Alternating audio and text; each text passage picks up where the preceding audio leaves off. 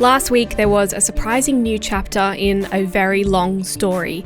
The man who has admitted to being the architect of the 9/11 attacks and two of his alleged accomplices agreed to a plea deal.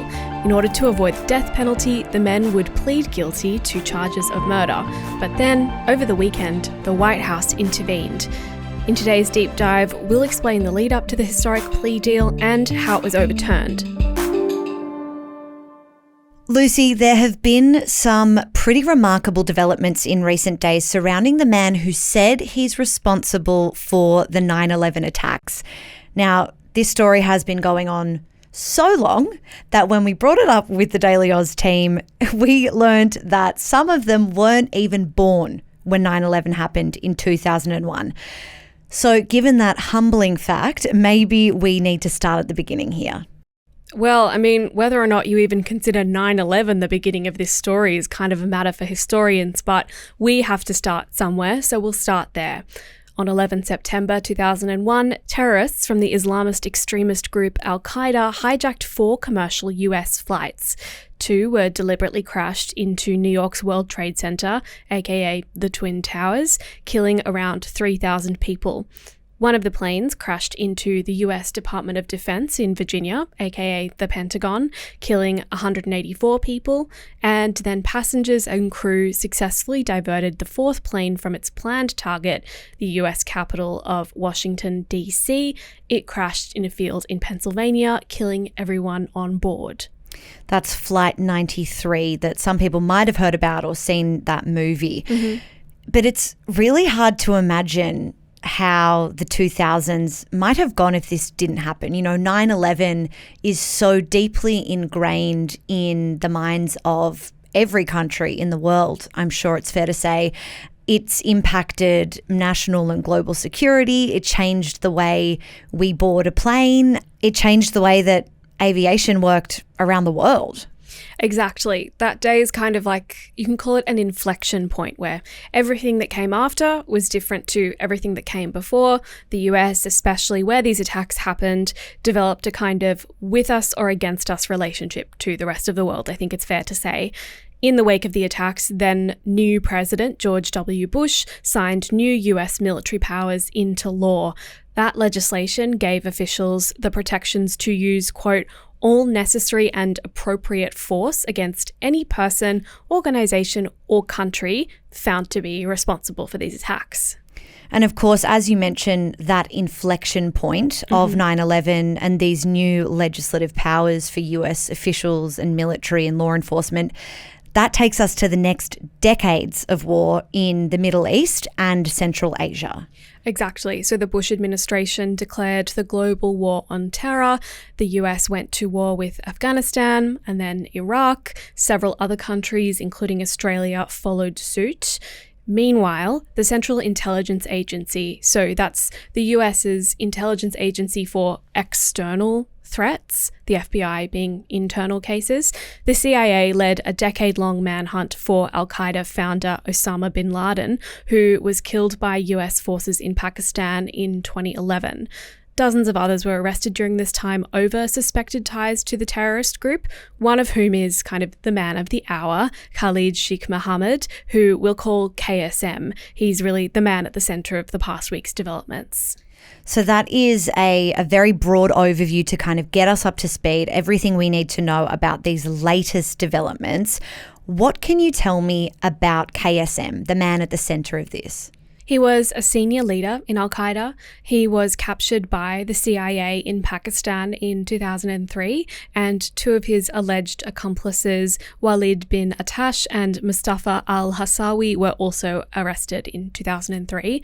They were then transferred to the US military prison at Guantanamo Bay 3 years later in 2006, and they've been there ever since. Guantanamo Bay, of course, is in Cuba. Mm-hmm. I think it's probably the kind of place that comes up in news coverage or when we're talking historically about 9/11, but not everyone might actually understand what it is, what its purpose is. What do we need to know about Guantanamo Bay? Guantanamo Bay is a prison that was set up in the wake of 9/11. It's held around 800 detainees over its lifetime, and about 30 are still there, some of whom have never been charged with a crime. At the Guantanamo complex, there's also a court to try people charged with mostly crimes relating to 9/11, but that is something that we'll come back to later. Human rights groups, including Amnesty International, have raised concerns over the ongoing detention of several prisoners without fair trials. In 2007, while in detention at Guantanamo, KSM admitted to authorities that he was the architect of the 9/11 attacks. So 2001, 9/11, KSM is captured in 2003, held in Guantanamo, and he admits to his involvement in the attacks to authorities in 2007. How do we get to 2024 to a plea deal, a pre-trial agreement, but no movement in the meantime? What happened in those middle years? There's a crucial element we haven't touched on yet, and that is how the CIA got information out of KSM and other people it arrested in the years after 9/11. The CIA created a program which it called enhanced interrogation techniques. This has later been described as torture. So what do we know about the actual capture of KSM and the years between that capture and the kind of confession in 2007? So we've got KSM arrested a few years before he ends up in Guantanamo and then a kind of confession. In the weeks after KSM was captured by the CIA, and I'm really just going to focus on KSM, but you can safely extend what I'm talking about to many of the other people who were captured by the CIA during this time. So, in short, he was tortured for a period of a few weeks that we're aware of, that we have documentation to support. During this time, he was kept awake for 7.5 days at a stretch and was waterboarded 183 times over the course of 2 weeks in what internal CIA documents described as, quote, a series of near drownings. For those who don't know, waterboarding is a form of torture that simulates drowning, where a person has water poured on their face, into their nose and mouth while they're unable to move. Intelligence agencies like the CIA, global spy agencies from anywhere in the world are not traditionally forthcoming or transparent about their activities, particularly as it relates to terrorism, terror suspects, that being such a sensitive area of security concern. So how do we know all of this about the CIA? The reason we know all of this is because of a report released in 2014 by the US Senate Intelligence Committee, which oversees the CIA. In fact, what we know is from the report's executive summary, the only section that's been made public, and parts of it are redacted, literally have black lines drawn through them. It's about 700 pages long. I've gone through all of this because the Senate report, which gives us the information about KSM being tortured, also found that under these circumstances, the information he gave the CIA was, in many cases, 100% false. At one point, he admitted he, quote, simply told his interrogators what he thought they wanted to hear. The report puts it pretty simply, quote, the use of the CIA's enhanced interrogation techniques was not an effective means of obtaining accurate information. Okay, so with what we gleaned from that report, the idea that KSM's confession to being this so-called mastermind of 9/11 is then called into question because of the circumstances under which he gave that information up. Now it's for a trial to determine his guilt. So has that report influenced these proceedings? It's been one factor for sure. International criminal cases are already really lengthy proceedings, and even assuming the CIA arrests KSM in 2003, takes him straight to Guantanamo and tries him, it still might have taken several years to reach a trial, let alone a judgment on the 3,000 murders that he and his alleged accomplices are charged with.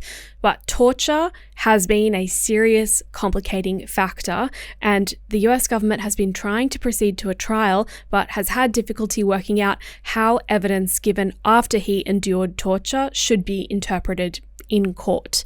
A trial date was actually set and then delayed due to COVID, and in March 2022, discussions began to possibly avoid a trial by having KSM, Walid bin Attash and Mustafa al-Hassawi plead guilty and be sentenced to life in prison rather than the death penalty.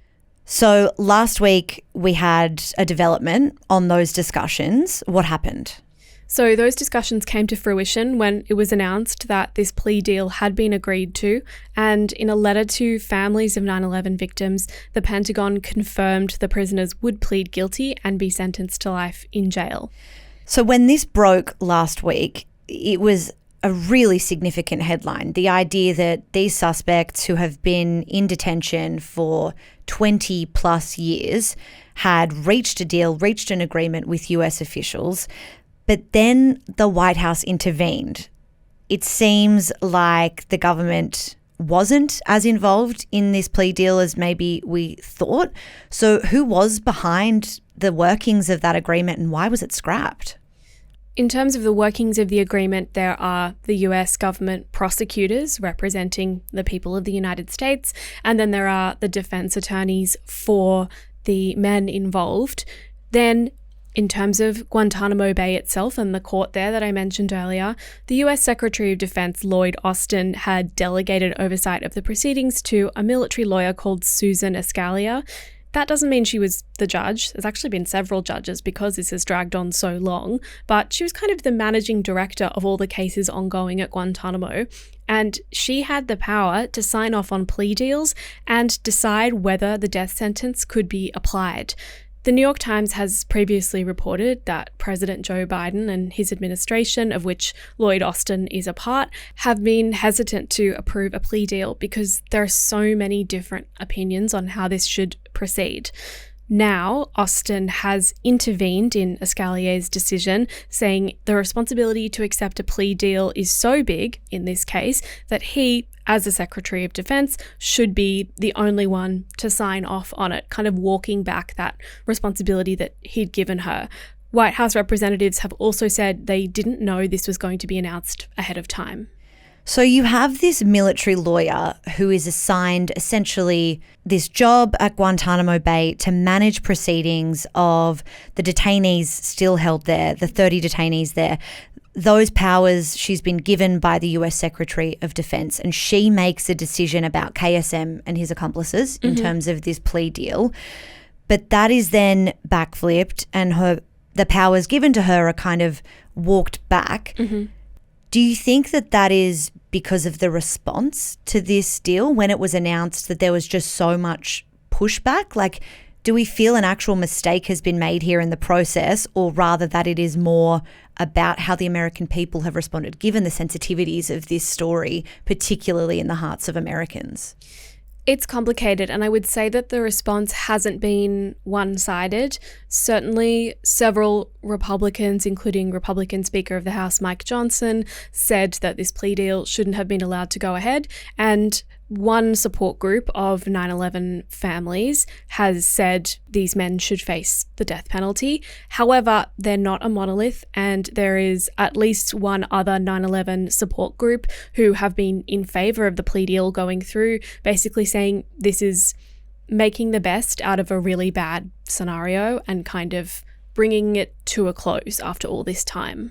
Yeah, I'm sure after, 20-something years that for many of those families, the idea of reaching a kind of peaceful end to all of this uncertainty could be desirable. But what does this mean for the case now? The plea deal's been scrapped, so what happens? It's honestly still kind of unclear. The New York Times has reported that those pre-trial proceedings that have been going on since at least 2012 will continue. Lloyd Austin's order also means it's likely the death penalty is now still available, but it's still not clear when an actual trial for these attacks from 2001 will actually happen. We've gone now from a strong likelihood that this was going to come to some kind of conclusion this year back to the open-ended timeline that existed until last week. Wow, Lucy, an incredibly complex timeline. Thank you so much for taking us through it. As always, we will keep you updated on this one as we find out more. Thank you so much for listening to today's episode. If you liked it and if you learned something from it, please feel free to share it with a friend. Don't forget to follow or subscribe wherever you are listening to the podcast, or if you're watching us over on our YouTube. We'll be back again tomorrow, but until then, have a great day.